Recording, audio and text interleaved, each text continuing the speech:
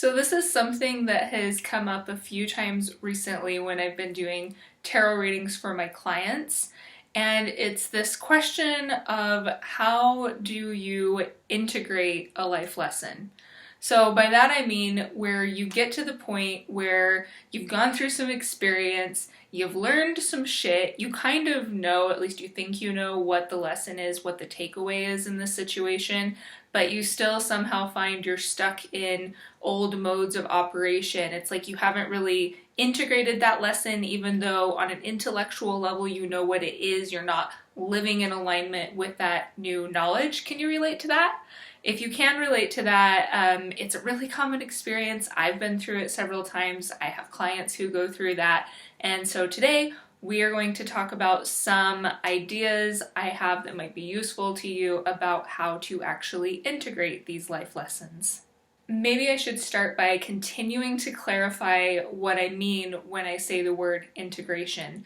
So I think that you know you've integrated a life lesson when you can feel it really deep within you and you're able to now go forward in your life and show up in a different type of energy because that lesson has really clicked into place in your heart, in your soul, in your gut. It's not just an intellectual thing. It's like, oh, I get that, and now I have this different energy to me. So that's how you know you've actually integrated a lesson, when you're no longer getting stuck in the old muck, in the old ways of being that you used to get into before you even learned that lesson to begin with, if that makes sense.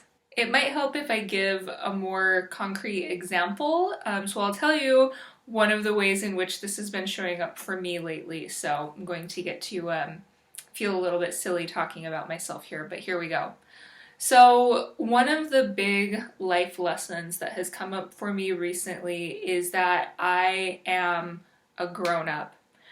Now, the reason that's going to sound so silly is because, folks, I've been a grown-up for a hot minute. I'm 33 years old, so it's not like, it's not like I just turned 18 or something like that. I've been a grown-up for a while. But I recently had the conscious realization that in some ways in my life, I have still been stuck in the energy of being, I don't know if I'd necessarily say a child, but I haven't quite gotten myself on board with this shift that I know needs to happen into me really taking ownership of actually being an adult and defining what that means for me and figuring out how I need to show up in the world in new ways. So, it's kind of like I talked about a moment ago. I had this realization intellectually a while ago that I'm going through this life lesson that, hey, I'm a grown-up and I need to change some things. But even though I'd had this realization on a conscious level, on an intellectual level, it's taken me a while to get to the point where I feel like I'm actually figuring out what that lesson means for me, how it's going to shift me both internally within myself as well as how it's going to shift how I show up in the outer world with the people in my life and my external responsibilities. And so I've been going through a process for a while now of actually intentionally doing some work to integrate this life lesson. And so what I'm going to share with you in terms of tips on integrating life lessons is partly based on my own experience. And this is, of course, not my first rodeo with integrating life lessons. That's just one example that I thought of to share with you in the context of what we're talking about here. So the first tip I want to give you for how to actually integrate a major life lesson that you're going through is to journal. This is probably not going to be a surprise to you if you have worked with me before or if you've ever read my blog or watched any of my videos. I often give people the advice to journal, but there's a reason that this advice is so prominent because it truly makes a big difference. In particular, when you are journaling with the intention of integrating a life lesson, here are a few ideas of journaling prompts that you can use. The first one would be to actually just articulate to yourself what specifically this lesson is that you are learning. I think this is so important, especially if right now things are kind of floating around in your head and they don't really have a concrete form, sometimes it's really important to challenge yourself to actually put something into words instead of it feeling like, oh, I'm kind of learning this and maybe it's a little bit of that.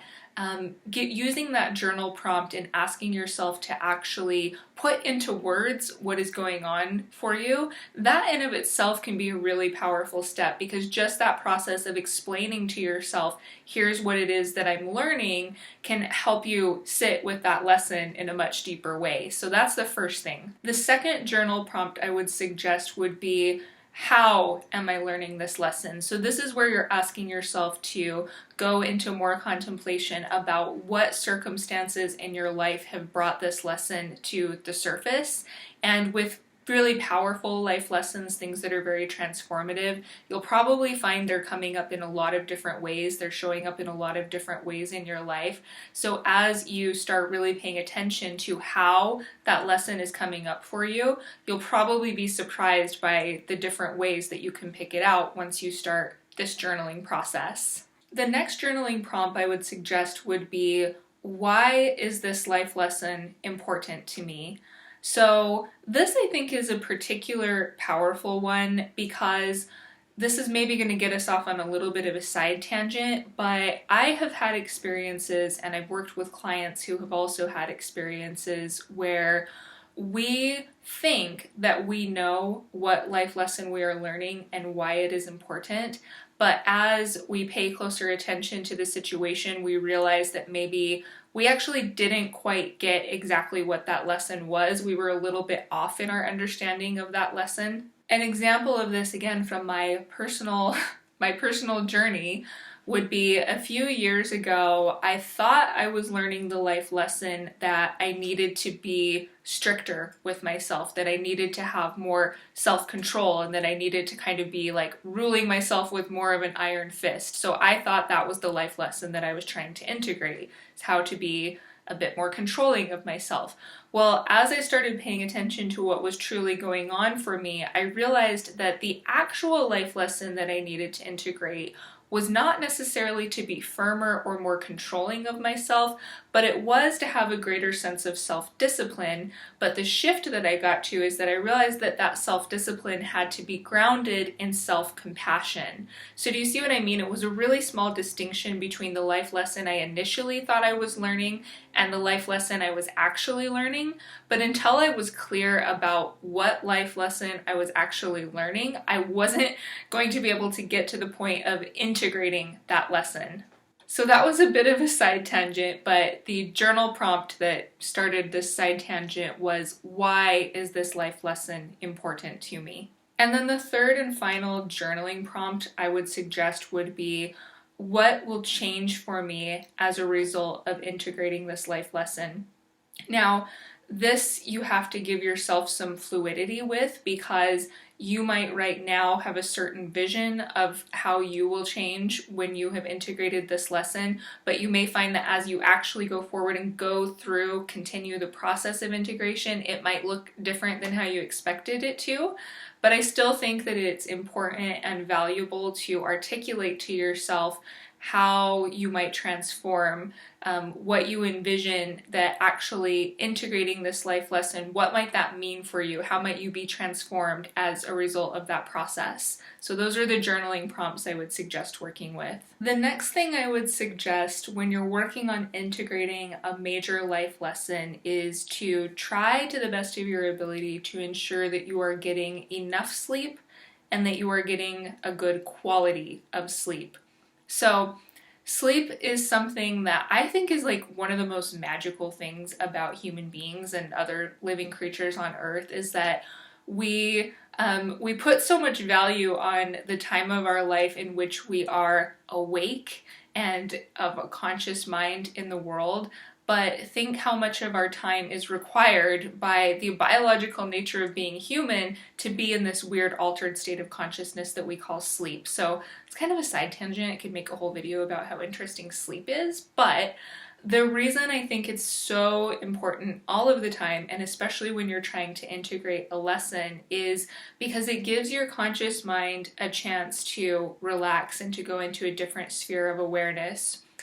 You'll likely find when you're in the process of integrating big things, that you have symbolic dreams. So that's the next part of getting quality sleep, at least to as much extent as you can, is paying attention to your dreams, because your dreams are often the way in which your psyche is unraveling the lessons that you're learning and figuring out the implication of those lessons. So if you don't already do so, keep track of your dreams and consider how your dreams are relevant to this process of integrating whatever it is that you're integrating. Here's the next thing that is a big one, and it is that you need to be willing to think about things that maybe you don't really want to think about, and acknowledge things that perhaps are easier not to acknowledge about yourself and about your inner world.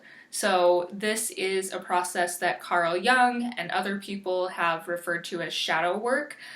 Shadow work is essentially just looking at the parts of you that perhaps you would rather shy away from, or perhaps that you feel some shame about, or you feel reluctance to examine them. So it is sometimes uncomfortable going through this process, but I think one of the big things that prevents us from actually integrating the things that we're going through and then seeing the resulting shifts of those is this resistance that we have to going to places and doing inner work that might be a little bit uncomfortable and might be a little bit challenging. So it is, of course, important to have compassion with yourself as you're going through this process, but it's also very, very important to be honest with yourself. So you have to find that right magical blend of being honest with yourself about maybe where your resistance lies and why there's some difficulty with integrating the life lessons you're going through, but you also have to have that compassion for yourself. Self-compassion is always important in anything you do in life. Next up, this is probably no surprise to anyone anywhere, but I think tarot is also a really powerful tool for this process. There's so many different ways you can use tarot when you are working on integrating a certain lesson, but one of the things that I really like to do is create a spread for myself or create a spread for the client I'm working with that is tailored specifically to what the lesson is that they are trying to integrate. But there's a few spread positions that I would think about using with something like this. I think it could be really useful even just to do a simple 2-card spread. I'm looking at my notes here, but pulling one card to give some advice on how you can continue to clarify the lesson that you're learning, and then a card to give some advice on how you can integrate the lesson that you're learning. Oh, I have a visitor. This is my cat Lulu. If you're not acquainted with Lulu, she's a good cat. Okay, so I think that one of the last things I wanted to talk about when you're trying to integrate a life lesson would be movement. When we are trying to solve a problem, so if maybe that is an actual problem, or maybe it's the problem of how do we get on board with a lesson that we're going through, sometimes I think our inclination is to fixate on that thing, to just sit there and dwell on it and let our mind kind of go over and over what this thing is and how we might get through it and blah, blah, blah, blah, blah, blah. And sometimes that very mental approach is useful, but other times we almost just get ourselves into this tense energy where we can't make any progress with solving the problem. So if you're able to give yourself a break from thinking about this big lesson that you're trying to integrate and let yourself be more in your body, that can actually be a very powerful way to see some integration take place. So you could do this however it works for you, depending on your body and depending on what you feel is right for you. But some examples that I know are effective for a lot of people, not everyone, but a lot of people, would be things like yoga or even Tai Chi. And I think the reasons those particular types of exercises are useful is because they create a link between the body and the breath. So it puts you into a more kind of centered state of awareness. And for me, it's even just something as simple as going for a walk can put me into that more spacious awareness that I need when I'm trying to integrate big stuff.